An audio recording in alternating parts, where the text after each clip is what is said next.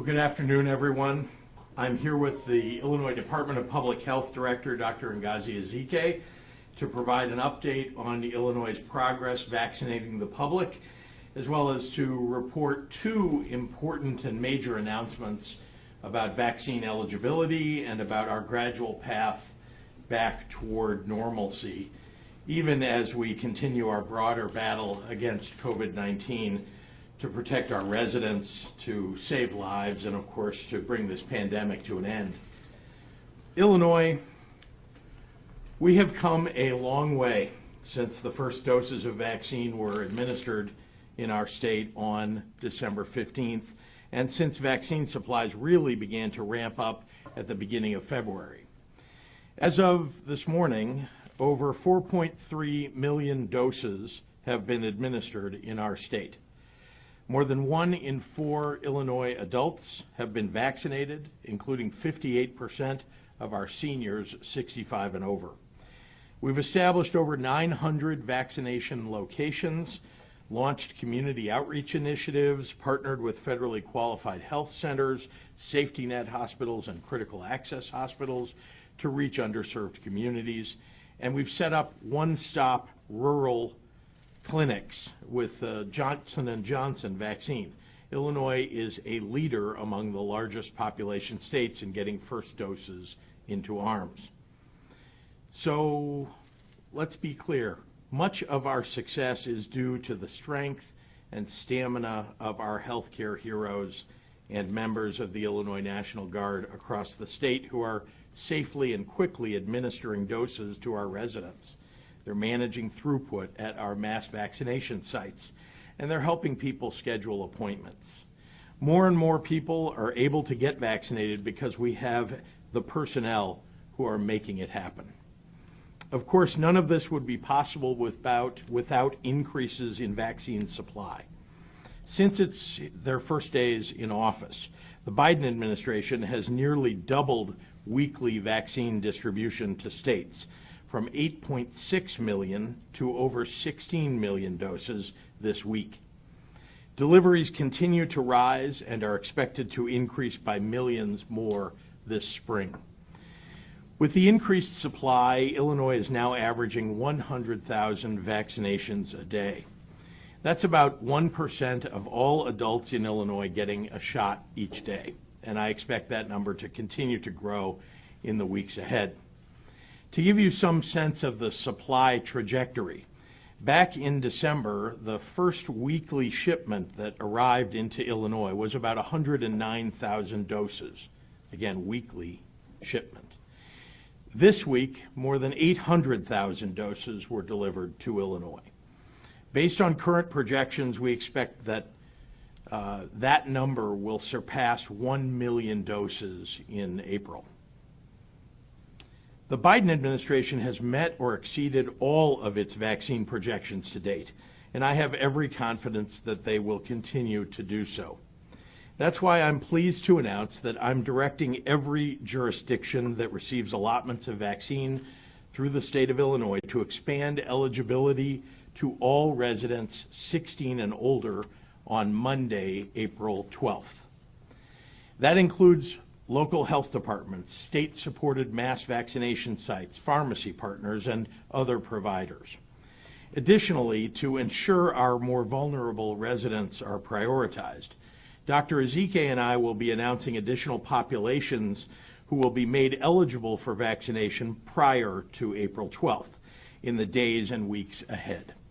Our vaccination infrastructure will continue to grow beyond the more than 900 locations that are available today, and even more National Guard troops will be deployed to assist in administering those doses. Additionally, we're working with local health departments to expand the use of special days reserved for our most vulnerable populations, like our seniors. That said, even with all the progress of vaccinating more than a quarter of our adult population and almost 60% of our seniors, and even with the massively increased supply of vaccine, there will still be a need for patience. We have visibility into vaccine supplies approximately 3 weeks ahead of their arrival. That allows an increasing availability of appointment times. But if everyone tried to get vaccinated on the same day, it just couldn't be done. Nevertheless, by mid-April, we will be at a point where dividing up the population into phases won't make sense with the ever-increasing supplies that we expect to see. President Biden set the bar for opening eligibility to all adults nationally on May 1st, and his administration has been quick and decisive to allow Illinois, for example, to hurdle that bar 2.5 weeks earlier on April 12th. It's truly amazing to be at this point in our pandemic response if you think back just a few months ago. On this day 1 year ago, my administration launched our COVID-19 response website, coronavirus.illinois.gov, to provide information about the virus that has transformed life as we know it. Today, that website functions as a life-saving vaccine finder, guiding our residents to the local vaccination locations closest to home. Vaccination sites are continually added to our vaccine finder, so it's worth checking back if you couldn't find an appointment the first time. A second major announcement today is an update to our public health mitigations. As a reminder, because of the steps that Illinois took, our state never ran out of hospital beds or ventilators or doctors to care for patients, even when other states did. So if you were a car accident victim or experiencing a heart attack or in need of cancer treatment or a mother in labor or sick with COVID and gasping for air, there was always a hospital available to treat you, even in the worst moments of this virus's transmission. I want to thank the people of Illinois for their incredible efforts at prevention. Your diligence has kept your friends and your family safer and your community healthier. And we owe an enormous debt of thanks to our doctors and nurses and healthcare professionals who have been on the front lines, risking their lives to save ours, fighting a war against COVID-19 inside our hospitals that few outside really have yet to see. Heroes all. Unfortunately, COVID-19 has not gone away. Each day, people in Illinois and across the nation are getting sick and being admitted to the hospital with this deadly virus. And people are still passing away from it. But the light that we can see at the end of the tunnel is getting brighter and brighter as more people get vaccinated. And I'm more optimistic today than I have been at any time over the last year. And more importantly, the doctors and scientists are too. It's time to begin to cautiously move toward normalcy. And it's imperative that we do so in a way that maintains all the progress that we've made to date. As we've seen, there's more to a strong economy than just ending capacity restrictions. People have to be safe, and they have to feel safe too. That's why moving forward, Illinois will advance towards normalcy with a dial-like approach, allowing us to dial it up as things are improving. Over the year, we have progressed from phase 1 to phase 4, and we're on the verge of the ever-elusive phase 5. Our progress toward phase 5, like all the decisions that we've made, will be based upon the data. The first move forward will be into the bridge phase, a transition period with higher capacity limits for businesses and gatherings. This will allow Illinois to restore normal operations faster without ignoring the risks attendant with the new variants that we see rising around us. As with all of our decisions, Illinois' move into our bridge phase and then into phase 5 will be based on metrics recommended by doctors. Barring any significant reversals in our COVID-19 hospitalizations and deaths and cases, Illinois will move into this bridge phase when 70% of our 65 and older population receives at least one dose of the vaccine. I'm optimistic about reaching that milestone because as of this morning, that number is 58%. Our seniors have tragically borne the brunt of this virus's consequences, and we must continue to take action to keep them all safe. The widespread vaccination of seniors as a group marks tremendous progress at overcoming this pandemic. Our next step into phase 5 measures a decrease in burden on the rest of our population. So after a 28-day monitoring period in the bridge phase, and assuming no significant resurgence of COVID-19 cases, hospitalizations, and deaths, Illinois will resume normal business operations when at least 50% of our 16 and over population has received at least one dose. As of this morning, that number is 28%. Even at that point, there is a significant risk to the population of those who may not yet be vaccinated. So I also want to address the requirement to wear a mask, which has been in place in Illinois since May 1st. In short, we are able to make these significant moves forward toward normalcy because people will continue to be required to wear masks in public when they can't maintain proper social distancing. So Illinois will lift its face covering requirement when the CDC recommends it. Masks have been one of our best ways to reduce risk in this pandemic, and we won't be foolish at throwing away our best weapon heading into the last lap of this fight. Folks, this is an exciting day. Although we still are in the midst of a global pandemic, the end seems truly to be in sight. And while we're racing against a tough clock, the new, more dangerous variants, that is, it is fully in our power to turn the page on this dark and devastating chapter. These vaccines are our fastest ticket back to hugging our grandkids, eating inside restaurants without worrying about the risks, school dances, community celebrations, all the things that we miss about normal life. So don't let up. Join me in wearing your mask and getting vaccinated when it's your turn. Step by step, we can get out of this the same way we came into it, and that's together. So thank you, and with that, I'd like to turn it over to Dr. Ngozi Ezike. Doctor?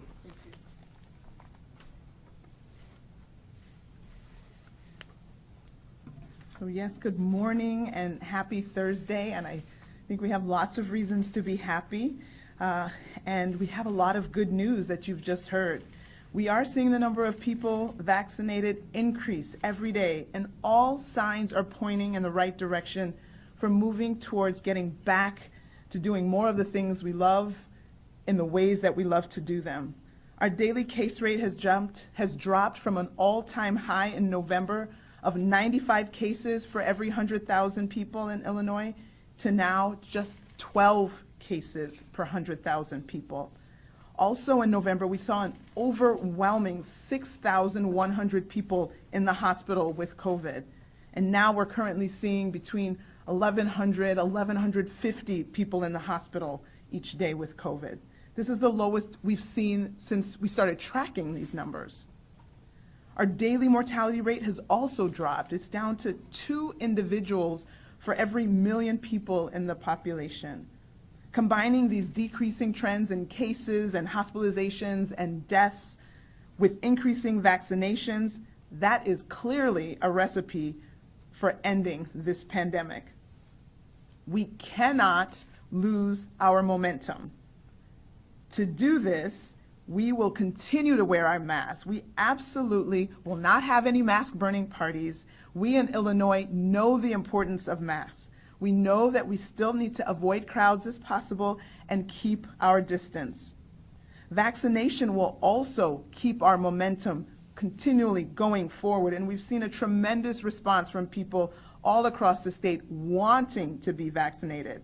I am so proud of the people of Illinois. They know how important this precious, life-saving resource is, what it means for us as individuals, for our families, and for our communities.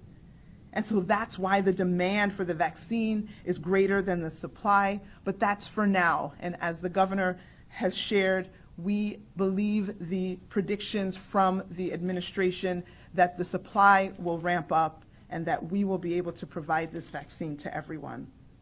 If you are eligible now and haven't been able to make an appointment, continue to try. As the amount of vaccine increases, more appointments will open up.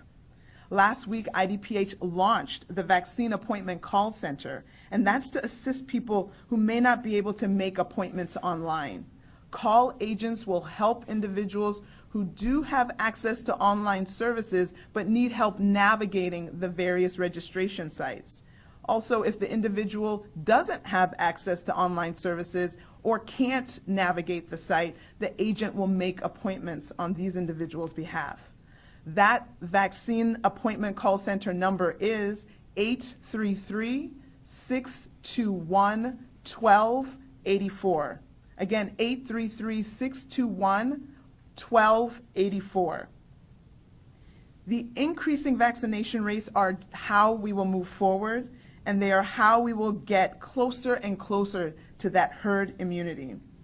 And also, like the governor said, certain proportions of our residents will need to be vaccinated so that we can move into this bridge phase and then finally onto phase 5, which is functionally our return to normal.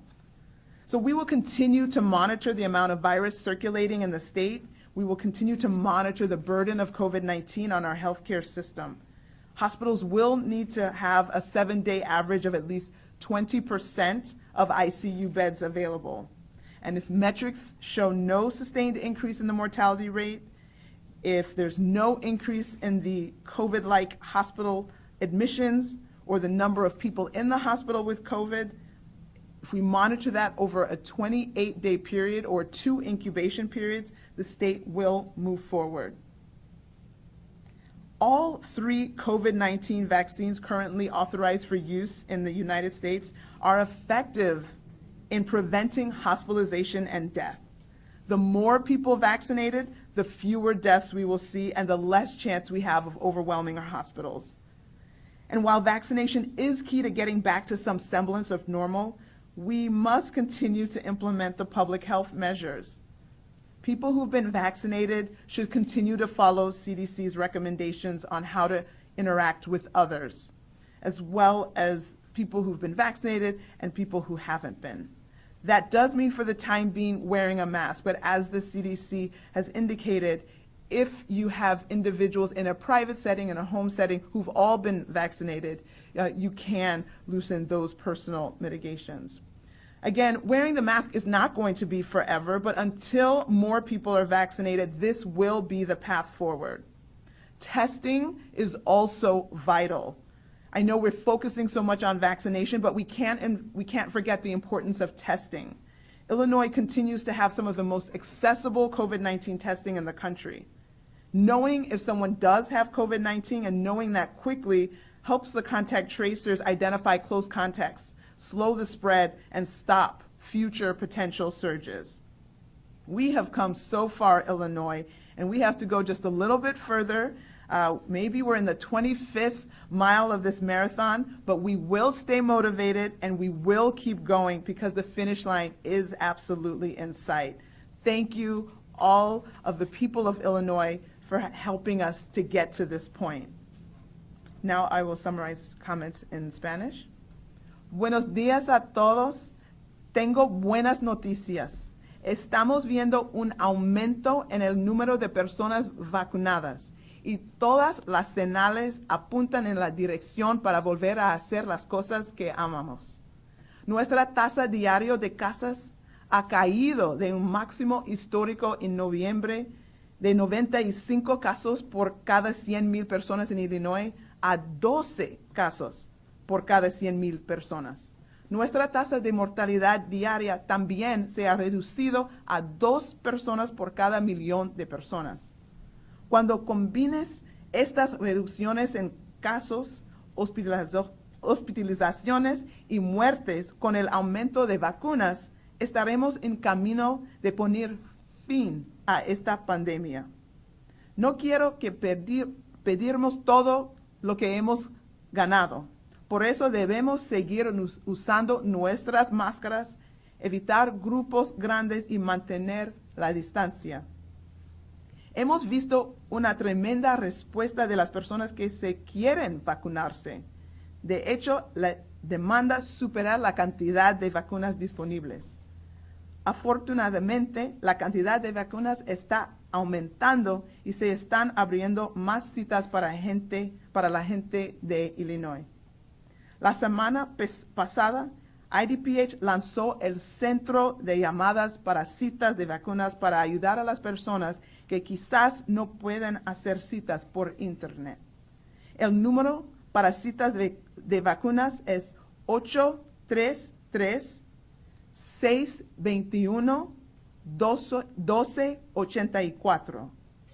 Si eres elegible, insto que llame hoy para hacer una cita. Como dijo el gobernador, ciertas proporciones de nuestros residentes deberán vacunarse para pasar a la próxima fase, que es un regreso a la normalidad. Además, vamos a seguir la cantidad de virus que circula en el estado y la carga de COVID-19 en nuestro sistema médico. Si las métricas continúan por el camino en el que estamos, pronto volveremos a lo que estábamos haciendo antes de la pandemia. Por el contrario, si vemos aumentos en estas métricas, podríamos retroceder una fase. Las 3 vacunas COVID-19 son efectivas para prevenir la hospitalización y la muerte. Cuando más personas se vacunen, menos muertos veremos y menos posibilidades tenemos de llenar nuestros hospitales.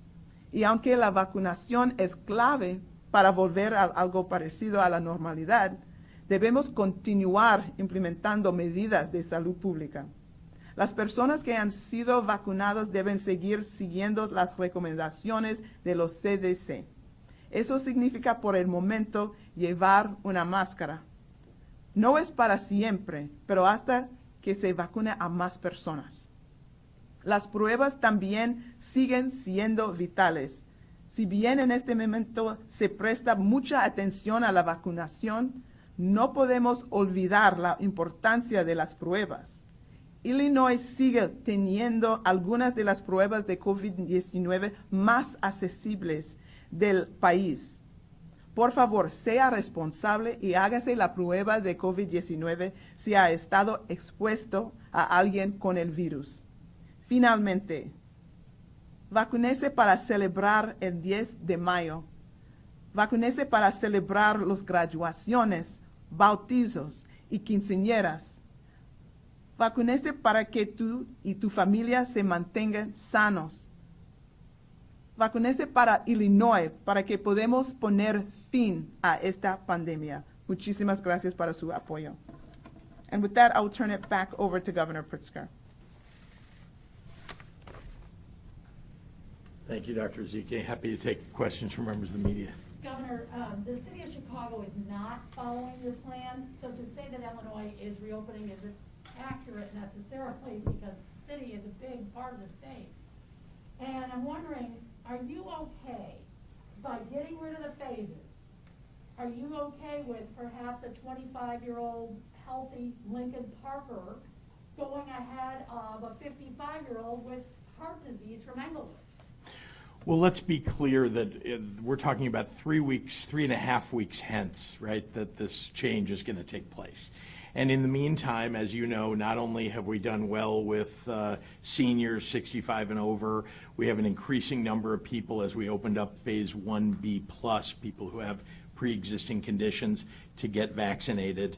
And so we have a great deal of people who have already been vaccinated. They're in these categories, and over the next 3.5 weeks, increasing numbers of pods that are specifically focused on those populations. So as to the question of, you know, a 25-year-old who's in the city of Chicago, look, the city of Chicago gets separate shipments from the federal government, separate from the rest of the state. It represents 21% of the population of the state of Illinois, the city of Chicago does. And it can make decisions on its own. It has the ability to do that.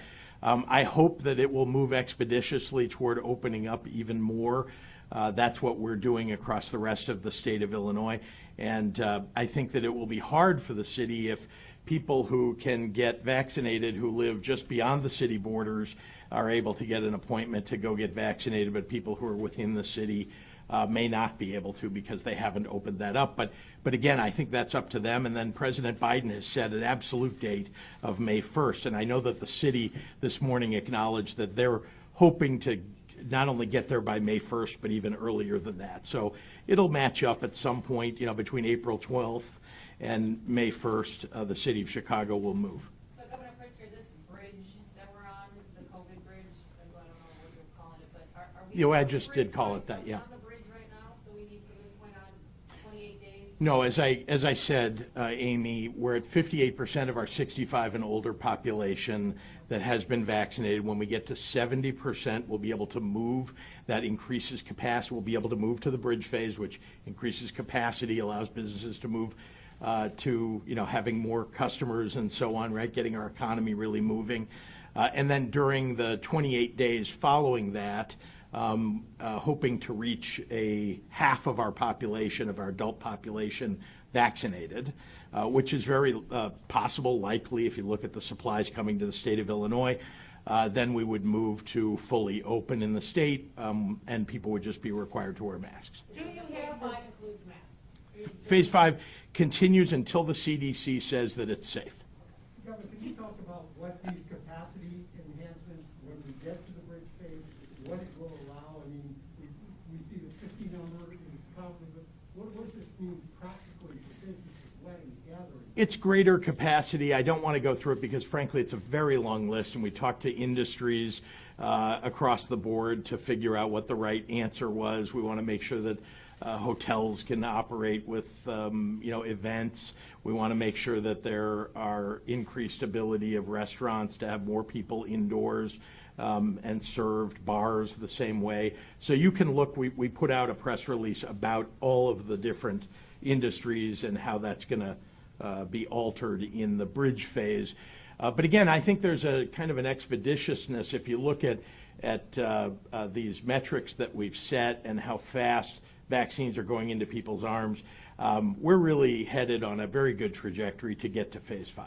Governor, how based on the number of vaccinations you're anticipating are going to happen between now and the coming weeks, do you anticipate an approximate date when you think the state could reach that bridge? No, I think we'll all be watching those metrics. I've given you some idea of, the percentage of people who are vaccinated every day, and so you could make your own calculation.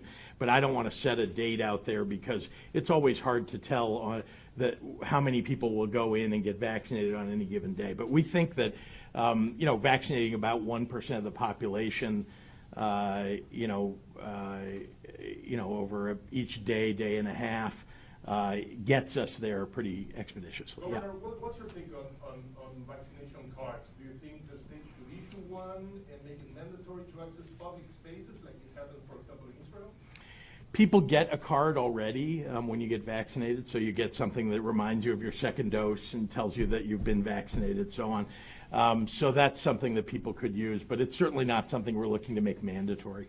Governor, April 12th is the headline here for a lot of people in Illinois. When can they begin making appointments for those April 12th vaccinations, and how comfortable are you that the systems are ready to handle this huge number that's coming down the pipe? Well, the systems are ready. We know what software that most of the local public health departments are using. It's the software that the state also uses. It's called EM Track. So we know that will take care of itself. I think your question is, well, when can you start making appointments for beyond April 12th? Typically, so remember how the system works. We have, not only do we have hospitals, FQHCs, and others who are getting direct shipments from the federal government that's outside of the allotment to the state.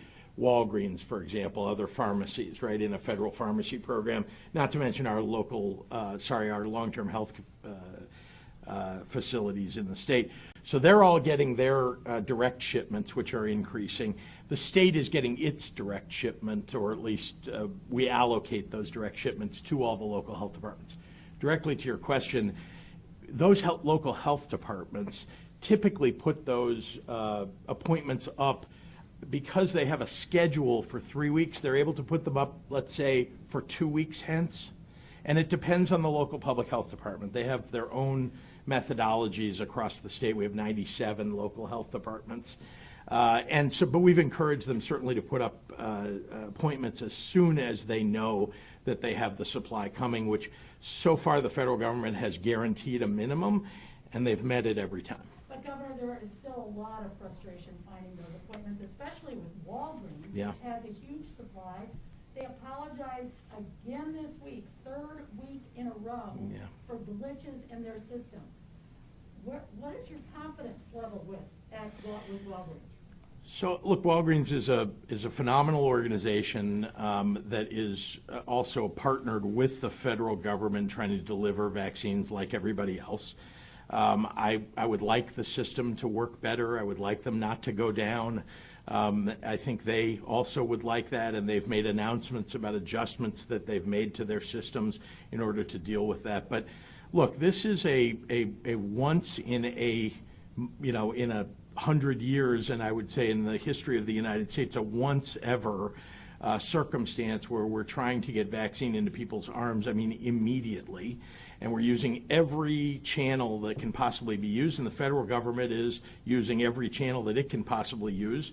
And so there are going to be glitches along the way in the system, but suffice to say that it's moving at a fast clip, and people are doing the best that they can. I think they're doing a reasonably good job. Now, moving forward, you said people are frustrated.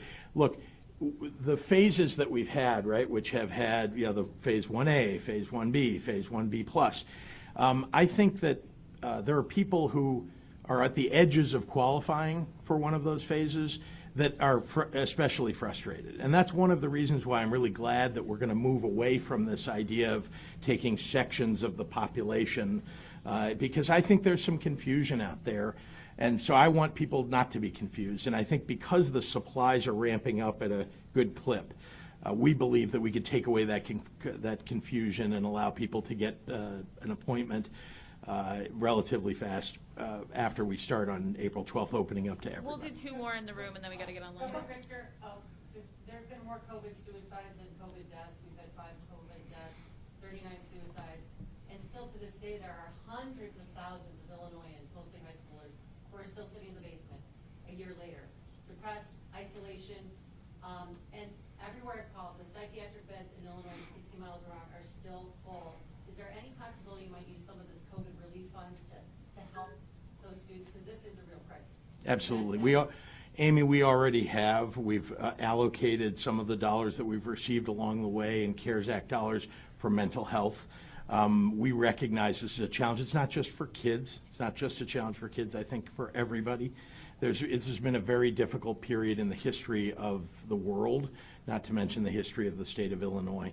Our schools are available to open up to full-time in-person instruction. In fact, we have guided schools in that direction and helped them to make sure they have more and more kids in. We have not restricted that since the beginning of the school year. In fact, before the beginning of the school year, we announced that schools will have the ability to be fully open or go to hybrid or go to fully remote, and those are decisions that get made at the local level by schools, by school districts, which, by the way, have ramped up. And so we now have, I think, 40, almost 50%, 44% is the last number I saw, but it's been growing, of schools that have in-person learning and available full-time, and then a smaller portion that are fully remote, and then there's a hybrid section of those schools as well. So I think it is moving in the right direction, especially as more teachers get vaccinated, as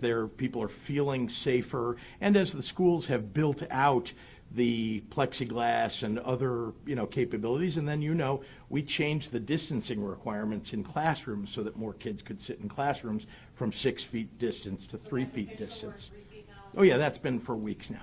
Can I just clarify, phase 4, are we moving anywhere today? Are we to this bridge? We still have to wait for the bridge.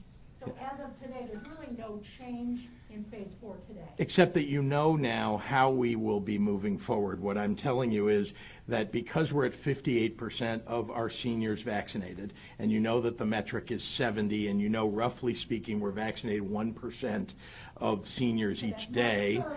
Approximately. I'm not going to set a date because, again, it ebbs and flows. You've seen the vaccine numbers. Sometimes a lot of people go and get vaccinated on a given day, sometimes fewer. All I can tell you is that that's how we're looking at it. If you look at 58%, we're trying to get to 70. I think we'll get there relatively soon. All right, Now, Craig, what you're going to be the about last tax one. Since you're pushing back tax data like this, what is Illinois going to do, and when will you announce? Well, that's obviously something we adjusted last year. We'll adjust for it this year, yeah. All right, Thank you. we got to get online, sir. Sorry. Oh, we I'm just have a sorry. couple more. Okay. You got excited. I don't know. You made it sound like we were done, sir. Andy Weber in Peoria. Some health departments in central Illinois said they weren't aware of this expansion announcement until your press conference today. Is there a reason why they weren't notified sooner? How will you ensure enough vaccines will be available to counties? And when will some here in central Illinois only began 1B plus last week? Well, there are about 6 questions in there. I'll Yeah, try to- you could start with the multiple phone calls. So yeah, we actually have done multiple group phone calls with our local public health departments. They've been made aware if they weren't on those calls. I'm sorry they didn't get on them.